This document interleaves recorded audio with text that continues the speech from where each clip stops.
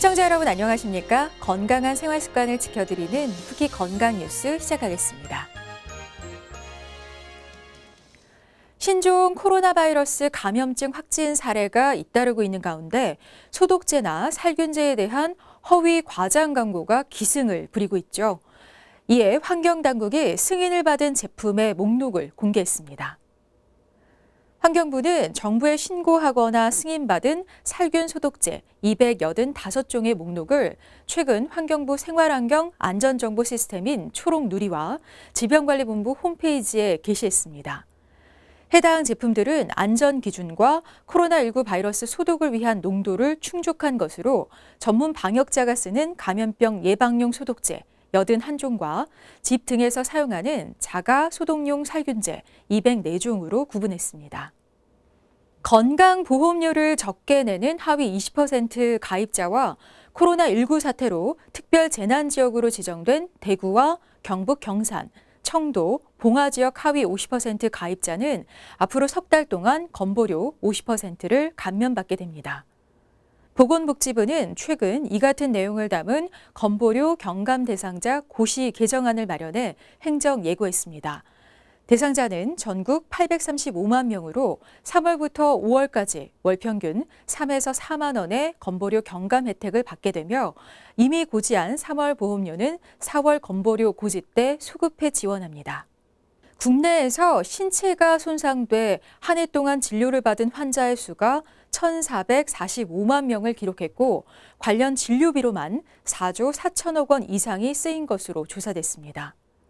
국민건강보험공단에 따르면 지난 2018년 신체 손상 진료 인원은 1,445만 명으로 5년 전인 2014년에 비해 1.2% 증가했습니다. 이에 따른 진료비는 같은 기간 29% 늘어난 4조 4,783억 원입니다. 손상 부위별로는 팔, 다리 손상이 856만 명으로 가장 많았고 연령대별로는 10대와 60세 이상의 비중이 컸습니다. 많이 걸을수록 사망 위험이 전반적으로 낮아진다는 연구 결과가 나왔습니다. 미국 국립암연구소 연구팀은 40세 이상 4,840명을 추적 관찰한 결과 하루에 8,000보 이상 걷는 사람은 4,000보 미만 걷는 사람에 비해 모든 원인으로 인한 사망률이 51% 낮았다고 전했습니다. 연구팀은 매일 4,000에서 7,999보를 걷는 사람은 심장병이나 암으로 인한 사망 위험이 70% 가까이 낮아졌다며 특히 노인의 경우 꾸준한 걷기 운동이 건강관리에 큰 도움이 된다고 덧붙였습니다.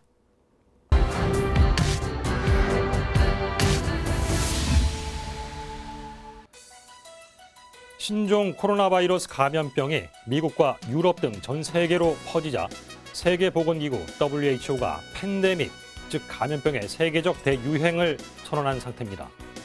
국내에서는 지난 1월 20일 첫 확진자가 발생한 이후 2달 넘게 코로나19 사태가 이어지고 있습니다. 이 시간 브리핑을 통해 코로나19의 발생 추이와 이에 맞서는 대응 체계, 관련 사항들을 정리해 보겠습니다. 오늘의 주요 내용입니다. 코로나19 확진 증가세는 꺾였지만 집단 감염이 산발적으로 발생하면서 비상체제가 이어지고 있습니다. 정부가 전문가와 시민단체 등이 참여하는 합의기구를 구성해 장기적 생활방역체계 구축 방안을 논의합니다. 4월부터 한국으로 들어오는 모든 입국자는 출발지나 국적에 상관없이 2주간 자가격리에 들어갑니다. 국내에서 첫 확진자가 나온 지 2달 만에 완치된 환자 수가 격리 치료 중인 환자 수를 넘어섰습니다. 정부가 소득 하위 70% 가구에 대해 4인 가구 기준 100만 원의 재난지원금을 지급하기로 했습니다. 세계보건기구가 치료제 4종의 안전성과 효과를 평가합니다. 우리 보건당국도 민간과 협력해 신약 개발을 전개 중입니다. 코로나19 확진 사례가 줄어드는가 싶더니 집단 감염이 잇따라 발생하면서 비상체제가 이어지고 있습니다. 지난달 25일 대구에 위치한 정신과 치료병원인 제2미주병원에서 환자 1명이 확진 판정을 받았고 이어 직원과 환자 350여 명을 검사한 결과 확진자들이 추가로 발생했습니다. 제2미주병원은 지난 20일 집단 감염이 일어난 대구 대실요양병원과 같은 건물을 사용하는 곳입니다. 교회를 중심으로 한 확진 사례도 끊이지 않고 있습니다. 서울 구로구 만민중앙교회에서 코로나19 확진자가 20명 이상 나온 것으로 전해졌고 성남 은혜강 교회에서 70명, 부천 생명수 교회에서도 59명의 확진자를 기록하기도 했습니다. 정부는 집회와 종교 행사 등을 자제해달라고 요청하고 있지만 여전히 일부 교회들은 모임이나 현장 예배 등을 강행하면서 우려를 낳고 있습니다. 정부는 종교시설이나 실내 체육시설, 유흥시설에 대해 이달 5일까지 운영을 중단해 줄 것을 권고했습니다. 코로나19 확산을 막기 위해 사회적 거리두기 강화 기간을 보름 동안 갖자는 것이었는데요. 사회적 거리두기의 성과를 평가해서 생활 방역으로의 전환 여부를 검토할 것이라고 합니다. 생활 방역은 일상생활과 경제 활동이 어느 정도 조화를 이룰 수 있는 장기적 방역 체계를 말합니다. 정부는 의학 및 방역 전문가와 시민사회단체 대표 등이 참여하는 사회적 합의기구를 구성해 생활 방역 체계 구축 방안을 논의합니다. 합의기구는 어떤 상황, 또 어떤 공간에서 어떤 조치를 취해야 하는지 등을 담은 방역 지침을 마련할 예정입니다. 백신이나 치료제 개발을 통해 코로나19의 세계적 대유행 상황이 매듭지어질 때까지 생활 방역은 유지될 것으로 보입니다. 또 하나의 큰 과제로 떠오른 것이 바로 코로나19의 해외 유입 문제입니다. 해외에서 유입되는 코로나19 환자가 계속 늘면서 지역사회의 부담이 커지고 있다는 판단에 정부는 이달부터 한국으로 들어오는 모든 입국자에 대해 2주간 자가격리 조치를 취하겠다는 방침을 세웠습니다. 정세균 국무총리는 29일 중앙재난안전대책본부 회의에서 관광 등 중요하지 않은 목적의 입국을 사실상 차단하기 위해 단기 체류 외국인에 대해서도 의무적 격리를 확대 적용하겠다며 국내에 거소가 없을 경우 정부에서 제공하는 시설에서 2주간 강제로 격리하고 비용은 스스로 부담하도록 조치하겠다고 강조했습니다. 코로나19의 국내 누적 확진자 가운데 해외에서 유입된 사례가 이미 4%를 훌쩍 넘어섰죠. 그 비중은 더욱 증가할 전망입니다. 관련해 전문의의 견해를 들어보겠습니다.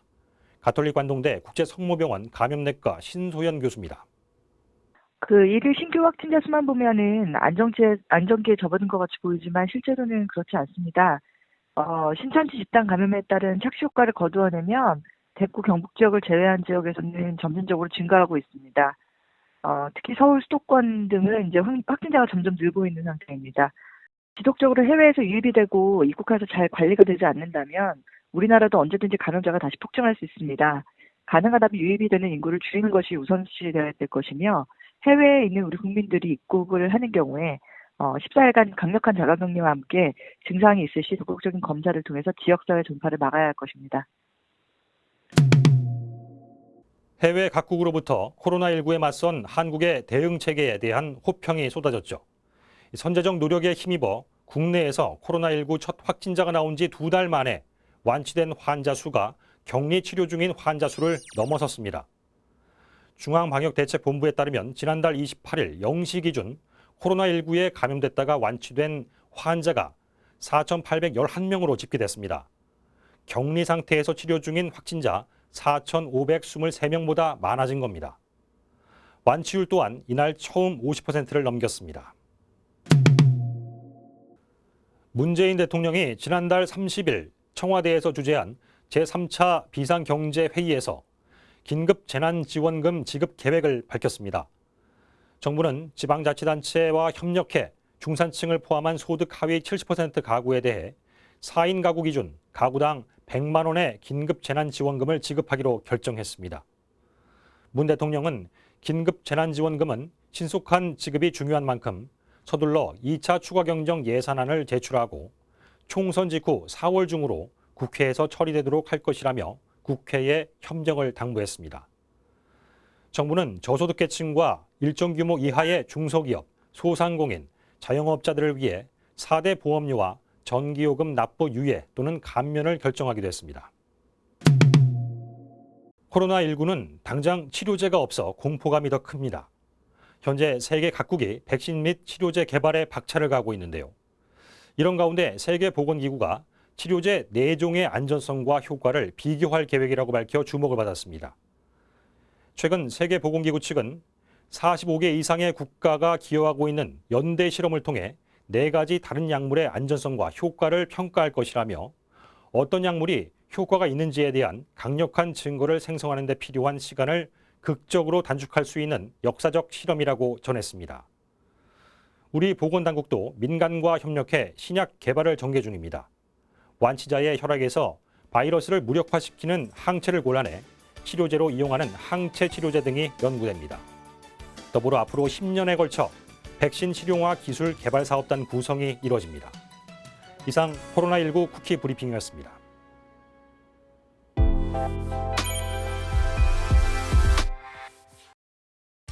요즘같이 아침 저녁으로 10도 안팎의 일교차를 보일 때는 고령자, 만성 질환자들에게 발생 확률이 높은 뇌졸중 같은 질환에 유의해야 합니다. 이 뇌졸중은 뇌혈관에 발생하는 문제로 인해 신경학적 이상 증상을 일으키는 질환을 말하는데요. 혈관이 막히면서 발생하는 허혈성 뇌졸중인 뇌경색과 혈관이 터지면서 발생하는 출혈성 뇌졸중인 뇌출혈로 나뉩니다. 요즘같이 한낮에는 따뜻하고 저녁에는 바람이 불며 추울 때는 뇌졸중 발생 위험도가 더 높아지는데요. 따뜻한 낮에는 혈관이 이완됐다가 추운 저녁에는 갑작스럽게 수축되기 때문입니다. 뇌졸중은 치료 시기가 매우 중요한데요. 골든타임을 놓치면 후유증이 남거나 최악의 경우 생명까지 위협받을 수 있기 때문입니다.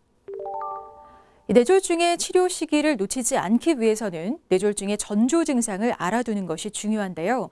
뇌졸중의 전조 증상으로 한쪽 팔다리 감각이 없거나 안면 마비가 나타날 수 있으며 심한 두통과 어지럼증, 일어서거나 걸으려 할 때 한쪽으로 치우침, 물건이 2개로 보이거나 발음이 어눌해지고 말을 제대로 못하는 증상 등이 있습니다.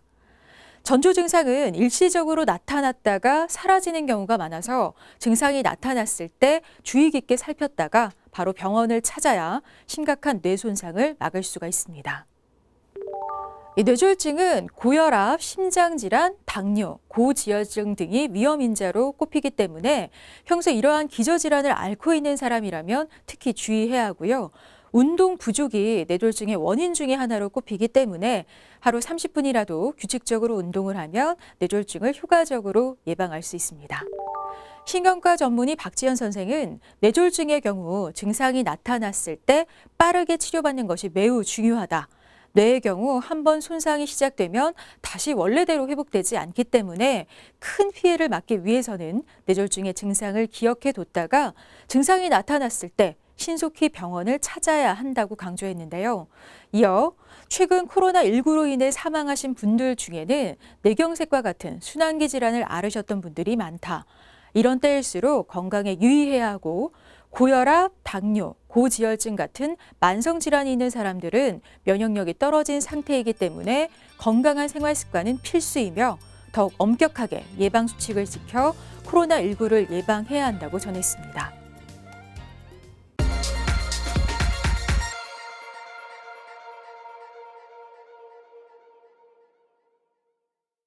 봄하면 가장 먼저 떠오르는 꽃은 고운 빛깔의 진달래가 아닐까 싶은데요. 이 진달래는 보기에도 좋지만 다양한 질환을 다스리는 데도 효과가 있다고 합니다. 이 꽃잎을 달여 마시면 고혈압, 기관지염, 기침에 좋고요. 뿌리를 찧어서 달여 마시면 류머티즘이나 신경통에도 도움을 준다고 합니다. 특별한 질환이 없더라도 진달래 꽃잎차를 끓여 마시면서 봄의 기운 한껏 느껴보시는 거 어떨까요? 오늘 쿠키 건강 뉴스는 여기서 마칩니다. 고맙습니다.